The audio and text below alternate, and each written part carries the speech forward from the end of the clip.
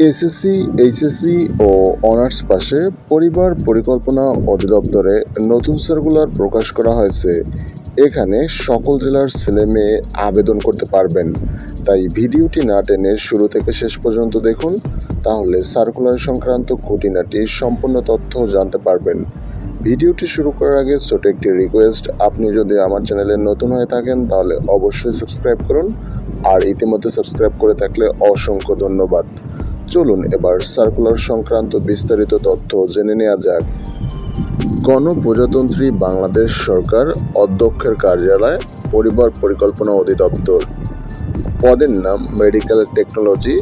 পদের সংখ্যা 1টি। শিক্ষাগত যোগ্যতা কোনো স্বীকৃত বোর্ড হতে এসএসসি বা সমান পরীক্ষা উত্তীর্ণ এবং কোনো স্বীকৃত ইনস্টিটিউট হতে হেলথ বিষয়ে ডিপ্লোমা ডিগ্রি। পদের নাম মেডিকেল টেকনোলজি ল্যাব। পদের সংখ্যা 5টি। শিক্ষাগত যোগ্যতা এসএসসি বা সমান পাস এবং কোনো স্বীকৃত ইনস্টিটিউট হতে হেলথ বিষয়ে ডিপ্লোমা ডিগ্রি। পদের নাম হেলথ এডুকেটর। পদের সংখ্যা 1টি। শিক্ষাগত যোগ্যতা কোনো স্বীকৃত বিশ্ববিদ্যালয় হতে বিজ্ঞান বিষয়ে স্নাতক বা সমান ডিগ্রি।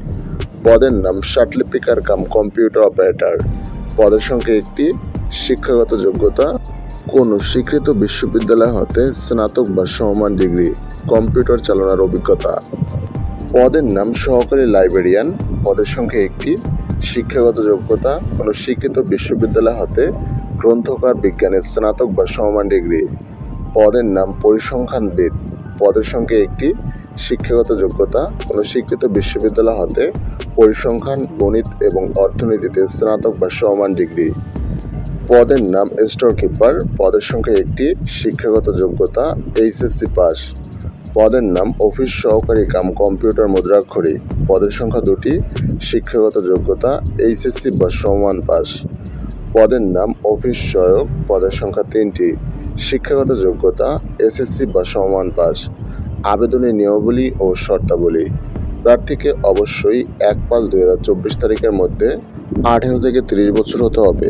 মুক্তিযোদ্ধার প্রার্থীর ক্ষেত্রে সর্বোচ্চ 32 বছর পর্যন্ত শিথিলযোগ্য। অনলাইনে আবেদনের শুরুর তারিখ 27/5/2024। অনলাইনে আবেদনের শেষ তারিখ 26/6/2024। এই নিয়োগ সংক্রান্ত কোনো তথ্য জানতে চাইলে অবশ্যই কমেন্ট সেকশনে জানিয়ে দিন। Thanks for watching.